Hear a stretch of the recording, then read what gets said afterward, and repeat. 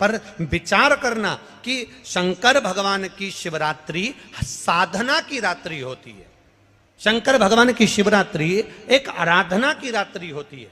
हमने पहले भी कथाओं में कहा, हर महीने शिवरात्रि आती है, प्रत्येक महीने शिवरात्रि पड़ती है, और प्रत्येक महीने की शिवरात्रि पर अगर आपसे बन सके, आप दुनिया में अगर आपके पास में लोग कहें कि ये बहुत गरीब व्यक्ति है, बहुत साधारण व्यक्ति है, इसके पास धन नहीं है, वैभव नहीं है, सत्ता नहीं है, इसके पास खुद का मकान नहीं है, इसके पास खुद की प्रॉपर्टी नहीं है, इसके पास खुद की दुकान नहीं है, दूसरे के यहाँ काम करता है, इसके पास कुछ भी नहीं है, हम उनसे कहेंगे 12 महीने शिवरात्रि आती है, 5 जगह पर चढ़ाई हुई बेलपत्र, आप एक वर्ष 12 शिवरात्रि का एक नियम ले लो, 5 जगह पर बेलपत्र समर्पित करना सीख जाओ।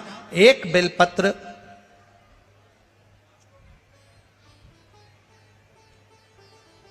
ये शिवलिंग, ये जलाधारी, बहुत ध्यान से देखना, ये चरण जहां से जल नीचे गिरता है, गणेश जी का स्थान, कार्तिकेय जी का स्थान, यह हस्तकमल माता पार्वती जी का हाथ हस्तकमल, शिवलिंग भगवान शंकर का स्थान।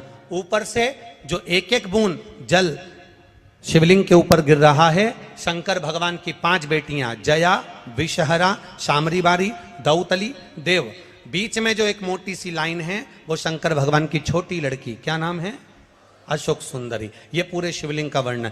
5 जगह पर बेलपत्र, 5 स्थान पर बेलपत्र, 12 महीने की शिवरात्रि। आप दूसरे के यहाँ काम कर रहे हो, नहीं है नौकरी, नहीं है काम, दूसरे के मकान में रह रहे हो, खुद का मकान भी नहीं, खुद का प्लाट भी नहीं, खुद की प्रॉपर्टी भी नहीं, बहुत संघर्ष की जिंदगी जी रहे हो, ठेला धका रहे, लॉरी चला रहे, गाड़ी चला रहे, ऑटो चला रहे, अपने लिए करने का प्रयास करना। घर में जितने सदस्य हैं, 12 महीने शिवरात्रि आती है, एक बेलपत्र अशोक सुंदरी वाली जगह पर, डंडी का मुंह नीचे की ओर, दूसरी बेलपत्र माता पार्वती जी के हस्त कमल पर। ये 2 पत्ती जो होती है, इस पत्ती के 2 भाग शिवलिंग के बीच में हो। तीसरी बेलपत्र भगवान शंकर के शिवलिंग पर, डंडी का भाग आपके विपरीत दिशा में हो, विपरीत दिशा। चौथी बेलपत्र भगवान शंकर का जहां से जल बहकर जाता है, जमीन पर जो जल बहता है, जमीन पे से जो जल बहकर जाता है, चौथी बेलपत्र उस जमीन के जल पर जहां से वो पानी बहकर जा रहा है, पूरे शिवलिंग को छोड़कर जहां से पानी जमीन पर बहकर जा रहा है उस स्थान पर। और 5वीं बेलपत्र नंदी का जो पांव ऊपर उठा हुआ है, उस पांव के पास में 5वीं बेलपत्र समर्पित करना।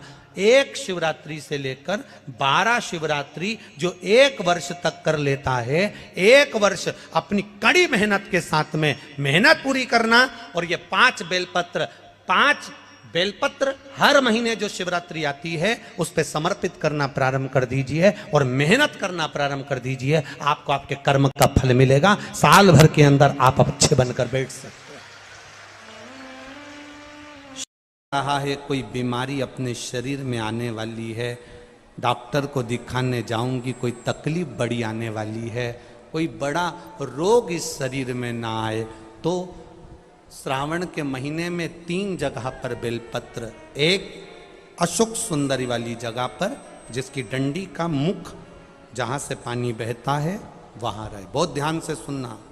दूसरी बेलपत्र माता पार्वती जी का हस्त कमल जो जलाधारी है वहां, उसका डंडी का मुख अपनी ओर हो। तीसरी बेलपत्र शिवलिंग के ऊपर जिसका डंडी का मुख तुम जहां बैठे हो उससे ठीक विपरीत हो। अगर आप यहां बैठे हो तो डंडी का मुख उधर हो, आप यहां बैठे हो तो डंडी का मुख उधर हो, अपने विपरीत में डंडी का मुख हो। बेलपत्र चढ़ा देने के बाद 2 हाथ में जो तुम्हारे जल का पात्र है उसको बाबा को धीरे धीरे 3 स्थान पर धार थोड़ी थोड़ी चढ़ाई है और फिर बाबा का आचमन कर कर आई है। कोई जिंदगी में बड़ी बीमारी निकलेगी ही नहीं, बाबा स्वस्थ रखेगा। ये श्रेष्ठता। देखिए, अगर प्रदोष का व्रत नहीं कर सकते, प्रदोष के दिन आप व्रत नहीं कर सकते, मान लो आपसे भूखा नहीं रहा जाए, प्रदोष का व्रत नहीं कर सकते, प्रदोष के दिन आप भूखे नहीं रह सकते, मंदिर भी नहीं जा सकते, दिया भी नहीं लगा सकते। तो शिव महापुराण की कथा कहती है कि प्रदोष के दिन, प्रदोष काल में अपने ही दरवाजे के पास देवाधिदेव महादेव का स्मरण कर लक्ष्मी की वृद्धि के लिए, कार्य सिद्धि के लिए, संपदा को प्राप्त करने के लिए आप अपने ही दरवाजे के पास में एक दीप लगा सकते हो। कौन से दिन? प्रदोष के